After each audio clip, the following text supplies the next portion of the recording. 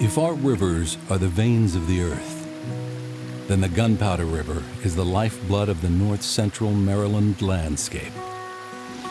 It sustains, connects, comforts, and inspires.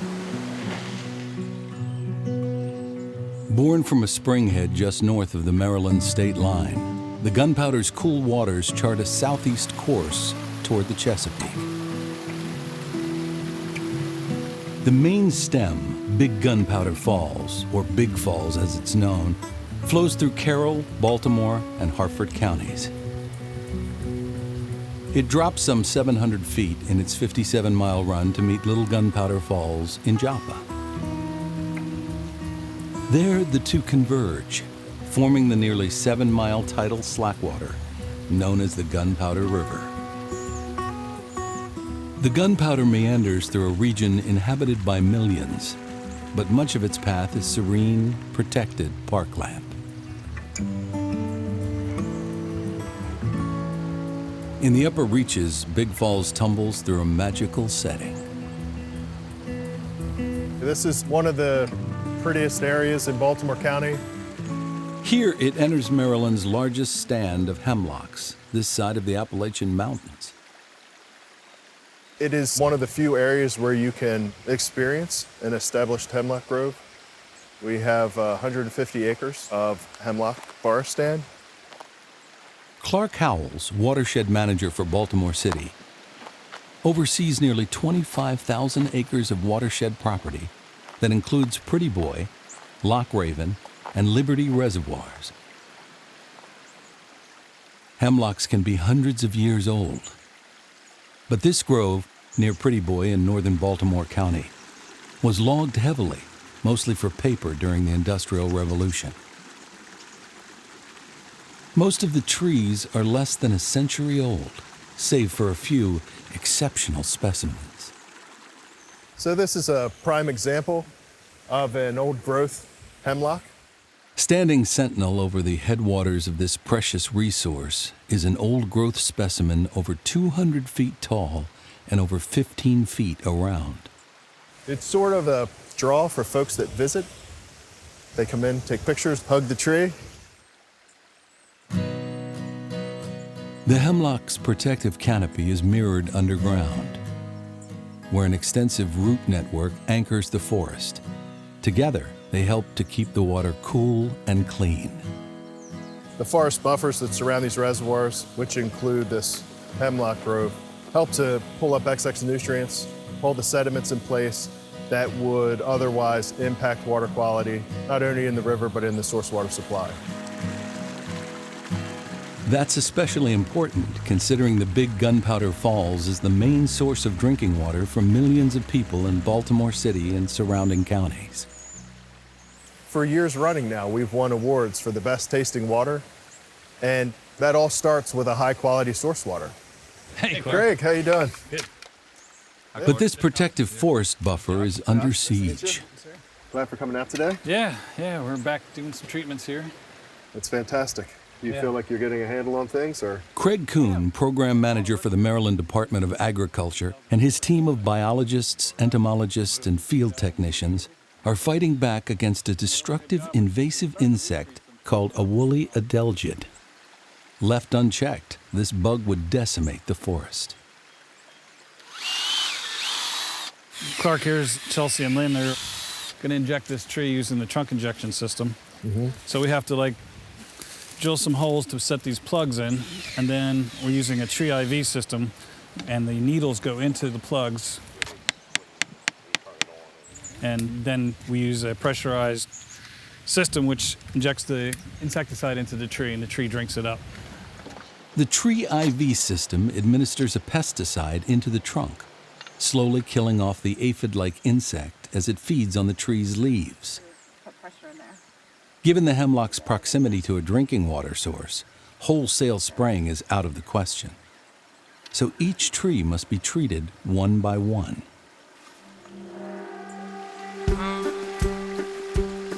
For the gunpowder and all the life that depends on it, protecting the forest buffer is key. The Big Gunpowder fills 2 reservoirs. Pretty Boy, with a capacity of 19 billion gallons, serves as a holding tank.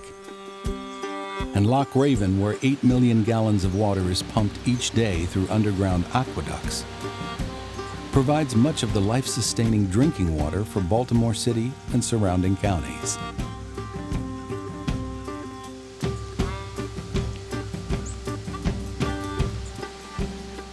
As the gunpowder exits the dam at Pretty Boy, the river bubbles with abundant life within its pools and flows. And some of that life connects us to the river and to each other in profound ways. Straight arm, nice cast, and then straighten it out and put it down on the water. Perfect, okay? See it? Okay.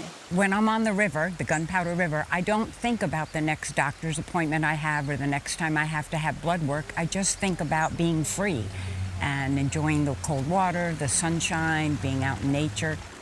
Wednesday Loria is a wife, a mom, a sister, and a breast cancer survivor. But the days she spends on the gunpowder casting for trout is when she's simply a fly fisher. Out here, I feel much calmer. Sometimes I have to deal with a lot of the effects of chemo, and this is just very stress-free, very calming.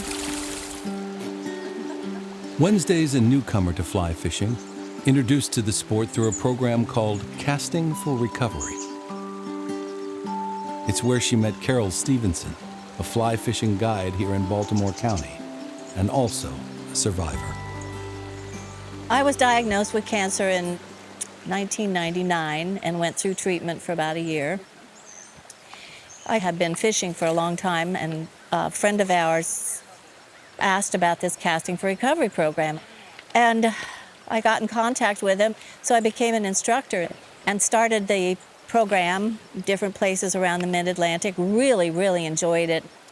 And that was my labor of love. Time spent here is healing enough. But it seems the movement of casting a rod can also help in recovery.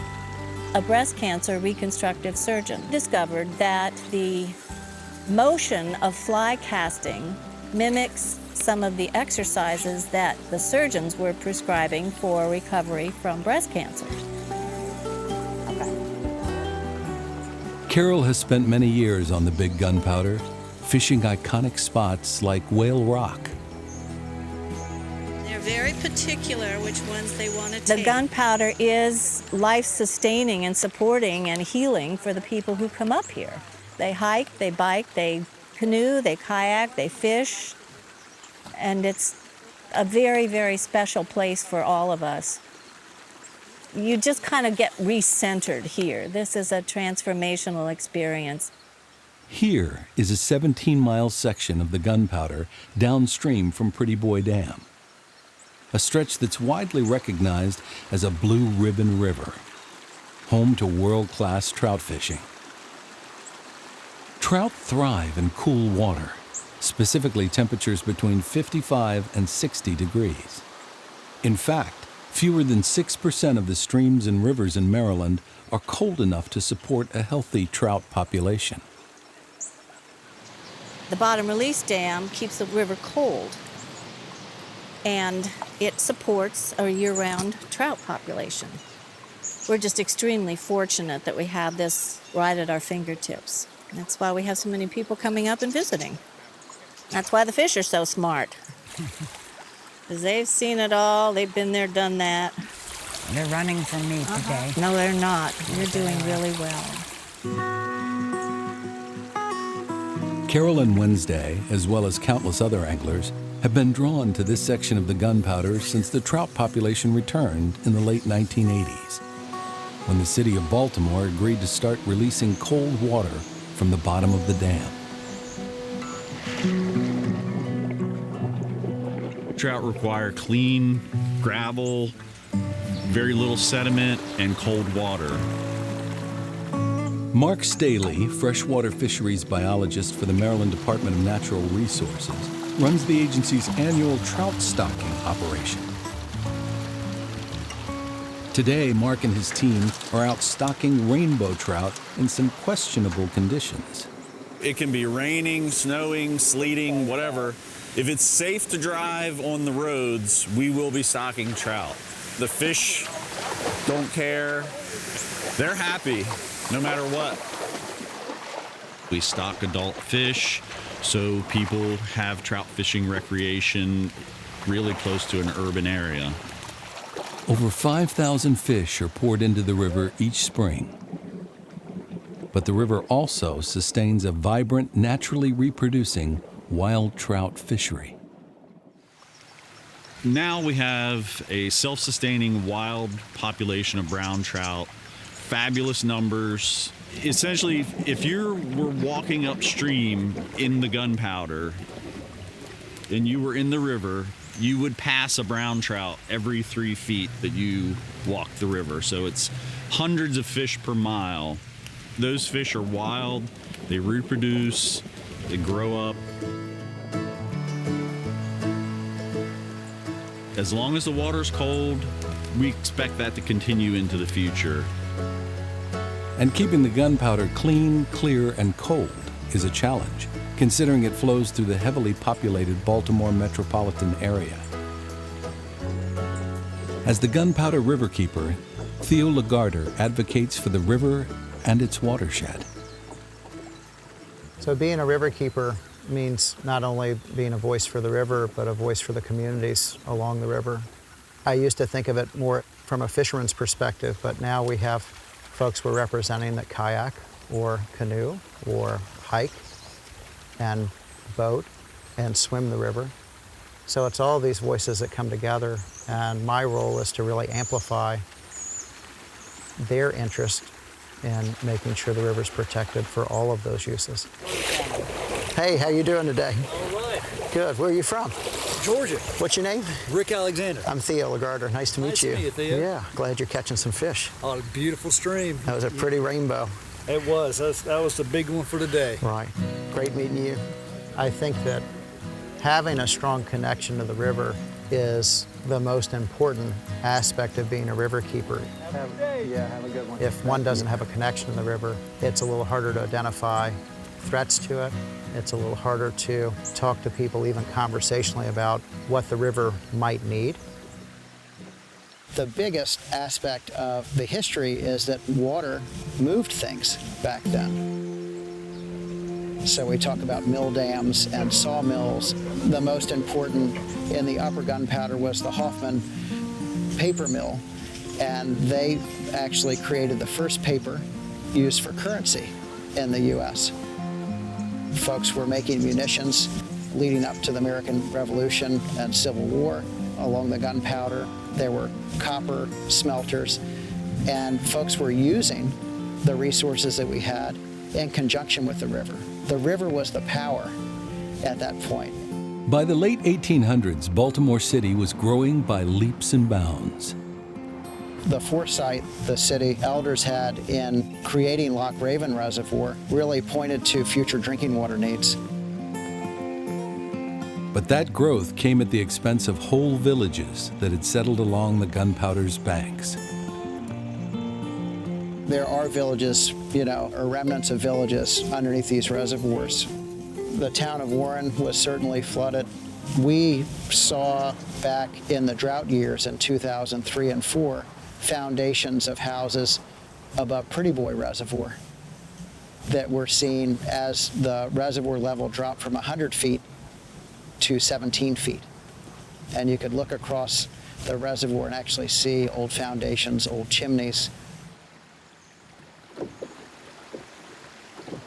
A lot of what I do in my work as river keeper is to create more awareness about its history, about its culture, about the challenges that are facing the river we drink. So a lot of my work is in making sure that people understand that the river is here and that it is worthy of their protection, and that it's also a fun place to be. As the river leaves the reservoirs behind, carving its way southeast through the Piedmont, there are few folks who enjoy the lower section of Gunpowder Falls in eastern Baltimore County more than paddlers. Guys, it's that time of year. Who needs some sunscreen?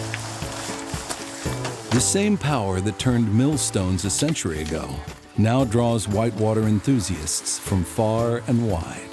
To have this in our backyard whenever there's enough water in it, this is where we are.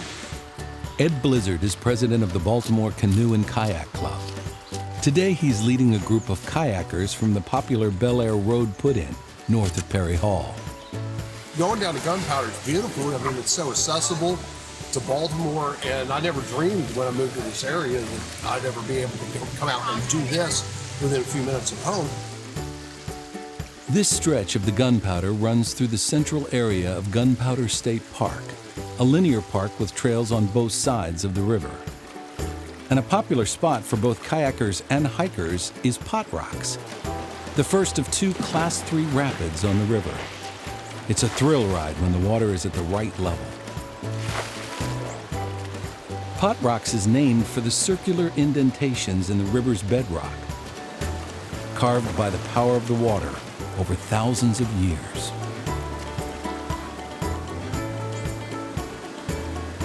Dropping through this river valley, it feels like civilization is far away. But in reality, millions of people have access to the Gunpowder. A lot of people, they drive over this river on Interstate 95 or over Route 1, and they don't give it any more thought other than there's a stream down there. But this stream does a lot. It always has done a lot, even historically. And now it's here and available for us as long as we're willing to take care of it. It's a gem. I'd hate to not have it here.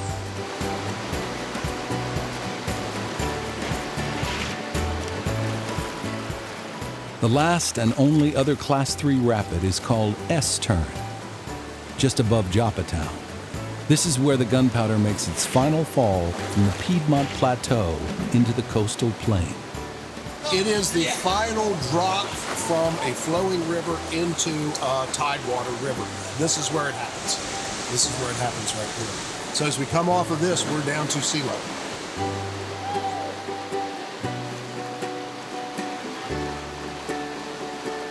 Here, the Gunpowder begins its transition from freshwater to slightly salty, also known as brackish water. So that fall line is where the Gunpowder River changes name from falls to river. It denotes that tidal aspect, that estuary aspect. We caught up with Theo in this tidal area of the Gunpowder, known as the Delta. It's Maryland's only bird's foot delta on the western shore of the Chesapeake Bay. It's geologically unique. The 7-mile-wide Bird's Foot Delta is where the Big and Little Gunpowder and Bird River to the south all converge into a large marshland teeming with life. It's a great mixing zone. It allows for a variety of life, a variety of different types of species that can handle both a little salt and a little fresh. But the Delta, and all of the diverse life it nurtures, is located in the middle of one of the most densely populated regions of the state. Fortunately, there's a buffer. The Gunpowder's very well protected by state park land, and we have Aberdeen Proving Ground on the other side. So that land is not overtly developed, but it is a balance between all of these waters kind of flowing into the bay. We must protect these areas because they're unique, and they're unique biologically. They give us great joy. I don't think you can put a price on that. I think that they only need to be visited to be enjoyed. Leaving the Delta, the Gunpowder River widens before entering the Chesapeake Bay. Here, the Hammerman area of Gunpowder State Park is so popular with beachgoers that it often fills to capacity on warm summer weekends. We have 5 different beach or swimming areas. Typically 3 of them are open for public use. Our visitation easily quadruples from the week to the weekend. It's absolutely insane. Hammerman Park Ranger Brooke Bartko stays busy overseeing the beaches. We have a ton of different people of different backgrounds that come here to use our park. It's very nice to be able to give everyone that comes here an opportunity for water access, green space, just to be able to get out and use the environment and be able to use our recreational resources. Well, over the summers we try to come once a week, maybe twice a week. We even come when it cools down. Like I said, once the beach empties out, it's really nice to just hang out. It's quiet, serene, really good. I just moved out here 2 weeks ago, and I like it a lot. The water is warmer than the regular beach water, and it's friendly environment out here. And we've had birthday parties here, different events. This is a beautiful park. We love this one. Very well maintained. Yeah, nice mix of people, families. Yeah. Hey, how's it look out there? Pretty flat today. Still got Adjacent to Hammerman is Dundee Creek Marina, the public's gateway to the tidal Gunpowder River. Dundee Creek really is a hidden gem.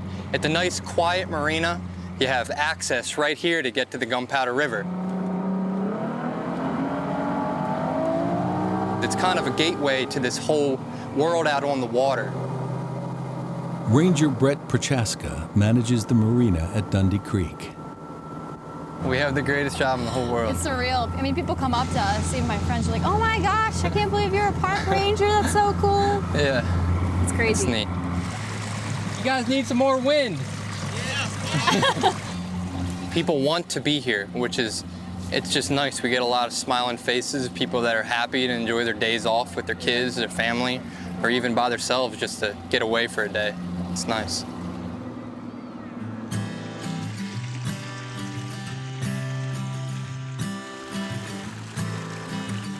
From its headwaters to its mouth, the Gunpowder is more than a river.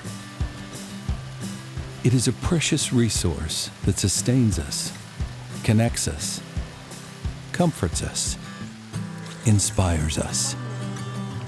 There's a definite spiritual element in it. We try to control everything in our lives, but you can't control any of this. You participate in it and you enjoy it, but you can't control it. And a lot of the efforts that we make to preserve and protect these forest resources translate into preserving and protecting that water supply into the future. Water is life. Without water, we don't have much. We need to protect it, and we need to make people conscious, especially younger people, that this is a very precious resource, and we are stewards, and it's our job not to disturb it, to enjoy it, but not to disturb it and leave it for our children and grandchildren.